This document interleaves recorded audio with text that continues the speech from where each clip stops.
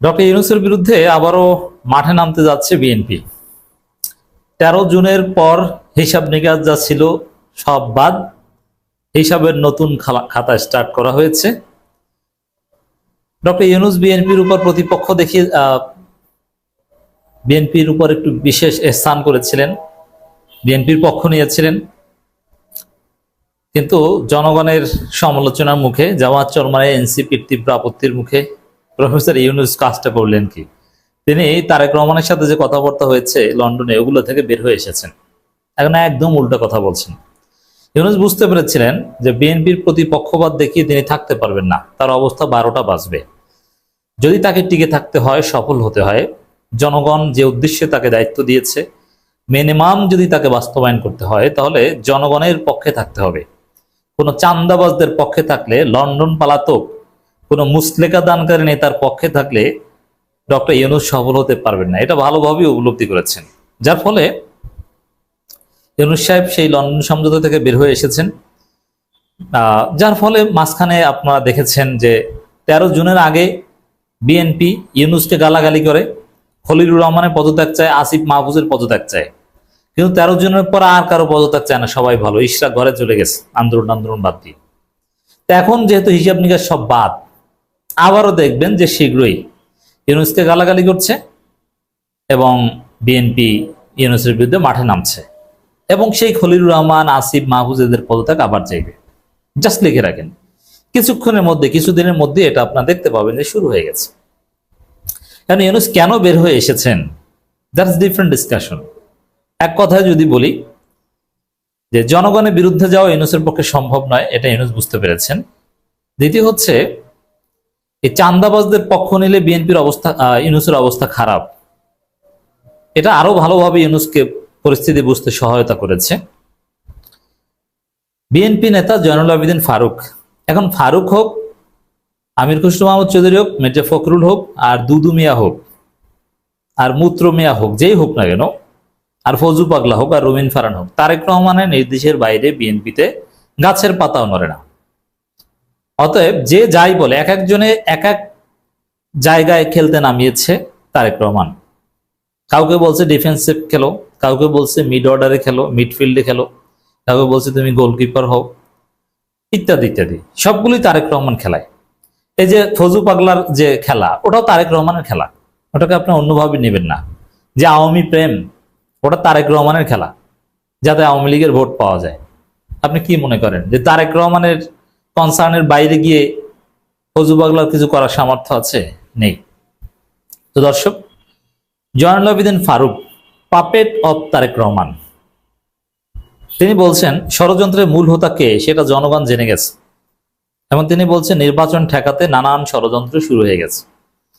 এনসিপির গোপালগঞ্জ যাত্রা ওটাকে ষড়যন্ত্র হিসেবে আখ্যায়িত করছে। বলছিলাম না যে প্রথম প্রথম দেখবেন যে বিএনপি হুজুর হুজুর সাজছে যে না না, আমরা তো আওয়ামী লীগের বিরুদ্ধে এনসিপির উপর হামলা করেছে, কিন্তু কিছুক্ষণের মধ্যেই এনসিপি কে গালাগালি শুরু করেছে যে তোমরা কিছু মানে এখনো আবেগ হিসাব নিকাশ করে যাও না। আবার নসিহত করছে না না, এরকম আবেগী কথা বলা যাবে না, ওখানে যে মুজিববাদ মুর্দাবাদ এগুলো বলা যাবে, নানান কিছু বুঝাচ্ছে এনসিপি নেতাদের। কিন্তু এনসিপি কি বিএনপির কথায় চলে? বিএনপির কথায় চললে কি হাসিনা পতন হতো? নেভার। তো দর্শক, এই ফারুক বলছেন যে ষড়যন্ত্র শুরু হয়েছে, আর ষড়যন্ত্রের মূল হোতাকে সেটা জনগণ জেনে গেছে। এখন ষড়যন্ত্রের মূল হোতা হিসাবে বিএনপি তারেক রহমানের এই পাপের জয়নুল আবেদিন ফারুক কাকে মিন করেছে? ডক্টর ইউনূসকে মিন করেছে। এর মানে ইউনূস নিজেই ষড়যন্ত্রের মূল হোতা। ইউনূস এখন আর ভালো না, ইউনূস নির্বাচন ঠেকাতে যায়, ইউনূসের কথা এনসিপি এটা করছে, ওইটা করছে, জামাত এনসিপি ইউনূস মিলে গেছে বিএনপিকে ঠেকাও। তা আবার সেই পুরনো দৃশ্য, ষড়যন্ত্রের মূল হোতাকে ডক্টর ইউনূস। আগামীকাল থেকে দেখবেন যে ডক্টর ইউনূসকে গালাগালি শুরু করে দিয়েছে বিএনপি। পুরনো দিনে ফিরে গেছে রাজনীতি। আর ইউনূস সাহেব তারেক রহমানের সাথে কথাটথা দিয়ে সেখান থেকে ফিরে এসেছেন, এই জন্য ইউনূসকে বেঈমান বলবে। যেমন ফেব্রুয়ারিতে নির্বাচন সম্ভব না, এটা ইউনূস বলেছেন অলরেডি। কিভাবে বলেছেন?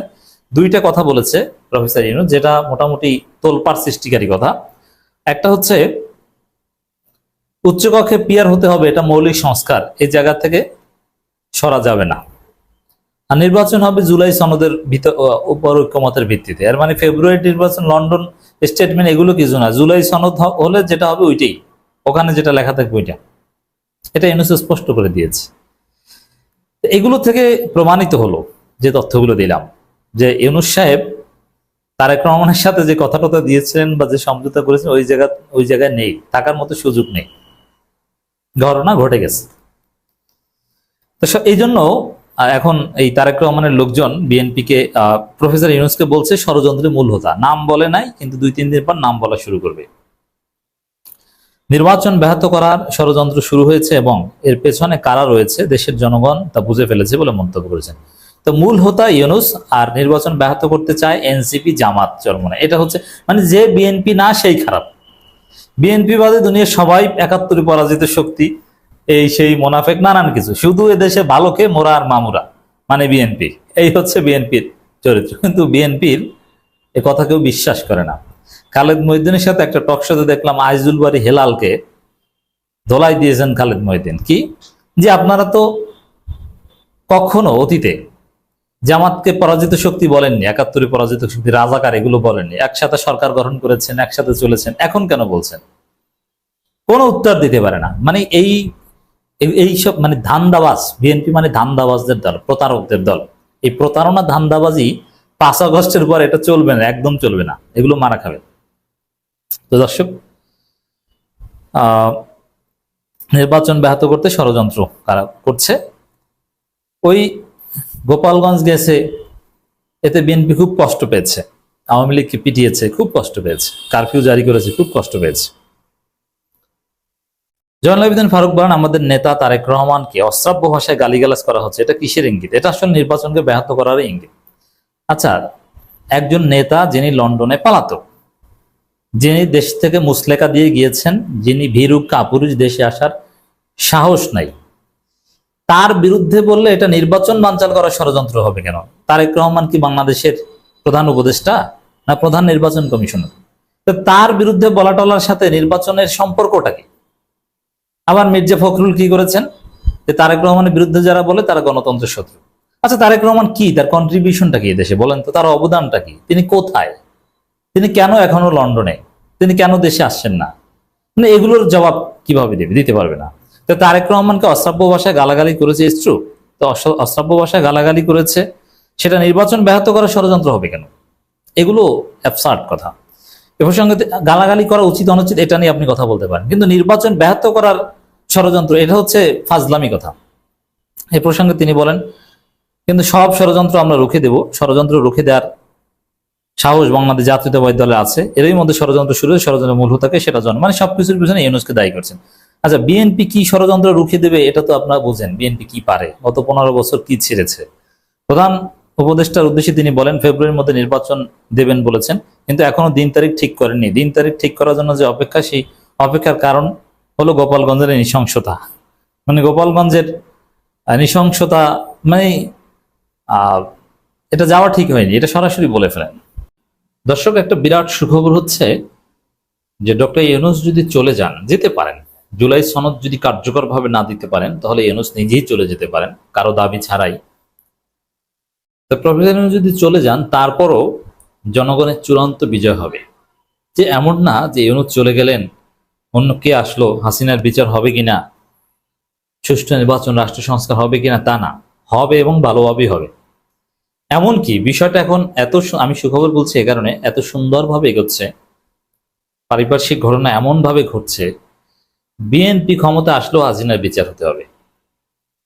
দেখেন, বিএনপি যে রাজনীতি করছে তার একটা কৌশল হচ্ছে, এখন আওয়ামী লীগের ভোট বিএনপি টানতে চায়, কারণ বিএনপির ভোট ওই জামাত এনসিপিতে চলে যাচ্ছে। এখন বিএনপি কি করবে? এজন্য এখন আওয়ামী লীগের ভোট টানতে চায়। এটা অবাস্তব অ্যানালজি। আওয়ামী লীগের লোকজন বিএনপি কে ভোট দিবে আর বিএনপি আওয়ামী লীগে ভোট টানতে পারবে, এটা হাস্যকর। তো এই জায়গাটায় বাস্তবতা হচ্ছে যে বিএনপি সুযোগ পেলেই, দেখেন না, ছাত্রদল সুযোগ পেলেই ছাত্রদল আওয়ামী লীগকে কিভাবে পিটায়। অতএব বাস্তবতা হচ্ছে বিএনপি ক্ষমতা আসলে আন্তর্জাতিক কারণে, পারিপার্শ্বিক অবস্থার বিবেচনায় বাংলাদেশের ধরে নিলাম বিএনপি ক্ষমতা আসবে নেক্সট ইলেকশন, ধরে নিলাম, এটা হবে না কিন্তু ধরে নিলাম, বাংলাদেশের ইন্টারনাল যে সমীকরণ যা ঘটবে এবং ইন্টারন্যাশনাল যে রিয়ালিটি, এগুলো বিবেচনায় বিএনপি বাধ্য হবে হাসিনার বিচার করতে। এই ট্রাইব্যুনালের অধীনেই এই বিচার চলবে। ইকবাল করিম ভুঁইয়া পরবর্তী চিফ অ্যাডভাইজার হোক আর যেই হোক, মাহমুদুর রহমান হোক আর যেই হোক, পিনাকি ভট্টাচার্যরা এসে উপদেষ্টার দায়িত্ব নিক, হাসিনার বিচার হবেই, এটা কেউ ঠেকাতে পারবে না। যেভাবে প্রতিষ্ঠিত হচ্ছে হাসিনার বিচার নিশ্চিত, এটাই হচ্ছে জনগণের চূড়ান্ত বিজয়, আলামত স্পষ্ট। দর্শক, শেখ হাসিনা রাষ্ট্রীয় মদদে হত্যাকাণ্ডের নির্দেশ দিয়েছিলেন, প্রেস সচিব কথা বলেছেন।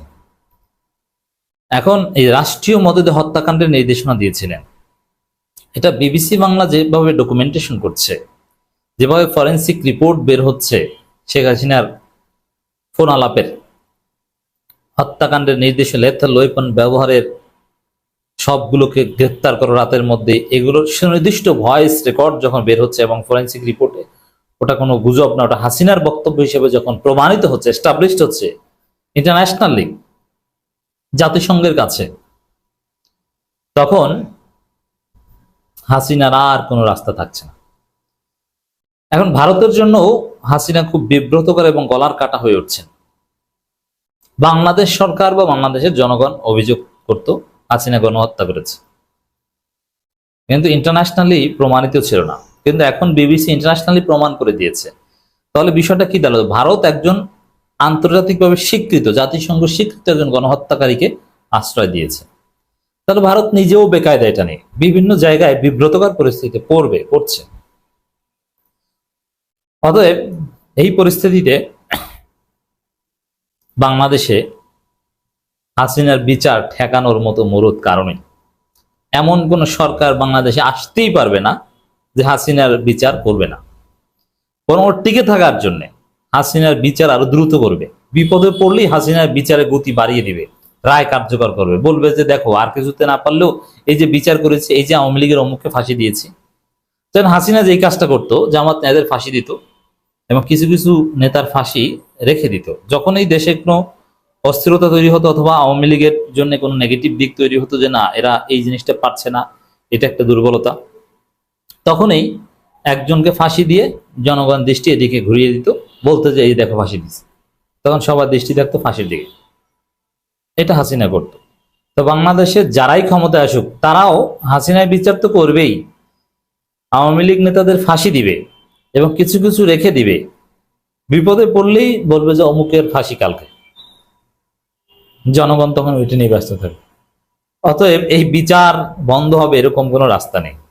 তা বাংলাদেশের সংস্কার নিয়ে প্রশ্ন আছে, নির্বাচন কখন হবে কি এটা নিয়ে অনিশ্চয়তা আছে, কিন্তু হাসিনার বিচার হবে, আওয়ামী লীগের বিচার হবে, এটা নিয়ে কোনো অনিশ্চয়তা নেই। 2-4 জনের যে ফাঁসি হবে আওয়ামী লীগের, এটা নিয়ে কোনো অনিশ্চয়তা নেই, এটা আওয়ামী লীগও জানে। এই জন্য আওয়ামী লীগের একটা অংশ কিন্তু এখন হাসিনার পক্ষে নেই। কল রেকর্ড বিবিসি উদ্ধার করেছে আন্তর্জাতিক অপরাধ ট্রাইব্যুনালের বিশেষ তদন্তকারী কর্মকর্তা। এটা ট্রেলার মাত্র, অনেক কিছু এখনো বাকি, অপেক্ষায় থাকুন। Tajul Islam, chief prosecutor. এর মানে হাসিনা যে সুস্পষ্ট গণহত্যাকারী, এর সপক্ষে এমন প্রমাণ আছে, ডিজিটাল প্রমাণ আছে প্রসিকিউশনের কাছে, যেগুলো বাজারে ছেড়ে দিলে বিচার আর রায় লাগে না, গণহত্যাকারী হিসেবে এমনিতেই স্বীকৃত হয়ে। যেমন বিবিসির রিপোর্টেই গণহত্যাকারী হিসেবে হাসিনা স্বীকৃত হয়ে গেছে, বিচারের রায় ওটা আনুষ্ঠানিকতা এবং কার্যকর করার বিষয়। কিন্তু ওয়ার্ল্ড পারসেপশন, পলিটিক্যাল ক্ষতি যা হওয়ার আওয়ামী লীগে সেটা হয়ে গেছে, এটা বিচার রায় না হলেও। এখন সামান্য কয়েক সেকেন্ডের ফোন আলাপে হাসিনা একদম জয় বাংলা ইন্টারন্যাশনালি গণহত্যা নির্দেশ সম্বলিত। সেখানে ট্রাইব্যুনালের কাছে আরো অনেক কিছু আছে, গণভবন থেকে অনেক নথি টথি উদ্ধার করেছে, বিভিন্ন থানা থেকে অনেক কিছু উদ্ধার করেছে গণহত্যার সপক্ষে। একটা শক্তিশালী টিম কাজ করছে, আন্তর্জাতিক বিশেষজ্ঞ আছে এই তাজুল ইসলামের অ্যাডভাইজার হিসাবে। অতএব এমন ভাবে হাসিনাকে ধরা হচ্ছে, ডিজিটাল তথ্য প্রমাণ, যেহেতু আমাদের চোখের সামনের ঘটনা, বিচার যদি নাও হয়, ডক্টর ইনু যদি নাও থাকে, এমনকি বিচার প্রক্রিয়া বন্ধ হয়ে গেল, হাসিনা জয় বাংলা, আর তবে বিচার প্রক্রিয়া বন্ধ হবে না, কেউ ঠেকাতে পারবে না। এটা তথ্য প্রযুক্তির কল্যাণে তথ্য প্রযুক্তি হাসিনার জন্য এই ভাগ্য নিয়ে এসেছে। কিচ্ছু করার নেই, কোনো শক্তি নাই বিচার বন্ধ করার, যেভাবে প্রমাণ আসছে। দর্শক, প্রেস সচিবের যে বক্তব্য, অন্তর্বর্তীকালীন সরকারের প্রধান উপদেষ্টা প্রেস সচিব শফিকুল আলম বলেছেন, বিবিসি ইনভেস্টিগেশনের সাম্প্রতিক অনুসন্ধানে প্রমাণিত হয়েছে শেখ হাসিনা রাষ্ট্রীয় মদত হত্যাকাণ্ডের নির্দেশ দিয়েছেন। 2024 সালের ছাত্র আন্দোলন দমনের সময়কার ভিডিও অডিও ফুটেজ বিশ্বমানের ফরেন্সিক বিশ্লেষণে যাচাই হওয়ায় এই অভিযোগ আর অমূলক বলা যাবে না, একদম প্রতিষ্ঠিত হয়ে গেছে। বিবিসির রিপোর্টে কত ঘটনা যে ঘটেছে পৃথিবীতে, জাস্ট এইরকম ইনভেস্টিগেশন রিপোর্টে, মানে বিবিসির রিপোর্ট মানে ওটা ওয়ার্ল্ড ডকুমেন্টেশন, ওয়ার্ল্ড প্রমাণ, ওইটি আদালতে সাক্ষ্য। এরপরে এটা তেমন যাচাই বাছাই করা লাগে না, ওই কাগজপত্র এনে ট্রাইব্যুনালে দিতে পারলেই প্রমাণ হয়ে গেছে। এটা ইন্টারন্যাশনাল ট্রাইব্যুনাল। তিনি বলেন, 2024 সালের ছাত্র আন্দোলনের দমন পীড়নের সময়ে ভয়াবহ ভিডিও ও অডিও প্রমাণ সহ প্রকাশিত ওই অনুসন্ধানে এখন আর কেবল রাজনৈতিক অভিযোগ নয়, এটি এক নির্ভরযোগ্য বৈশ্বিক মিডিয়া প্রতিষ্ঠানের ফরেন্সিক যাচাই বাছাই প্রমাণে প্রতিষ্ঠিত সত্য। এটা যেন শেখ হাসিনার পক্ষে আত্মরক্ষার শেষ অংশটুকু গুড়িয়ে দিয়েছে। রাইট, আর কোনো সুযোগ নিয়ে আসা নেই। প্রেস সচিব বলেন, বিশ্বমানের ফরেন্সিক বিশেষজ্ঞদের যাচাই করে অডিও রেকর্ডিংটি প্রমাণ হয়েছে যে সহিংসতা কোনো আকস্মিক ঘটনা ছিল না, এটা ছিল পরিকল্পিত, অনুমোদিত। এই প্রমাণ এখন আর গুজব কিংবা পক্ষপাত দুষ্ট মতো নয়, এটা এখন ফরেন্সিক যাচাই করা, এটা অস্বীকারের কোনো উপায় নেই। যে ভারতের প্রতি আহ্বান জানিয়ে বলেন, আমরা এখন ভারতের প্রতি আহ্বান জানাই তারা যেন বিবেক ও নৈতিকতা দিয়ে সিদ্ধান্ত দেয়, মানে হাসিনাকে যেন ফেরত দেয়। তো দর্শক, কিছু করার নেই, ভারত এখন এটা নিয়ে বিপদে পড়বে।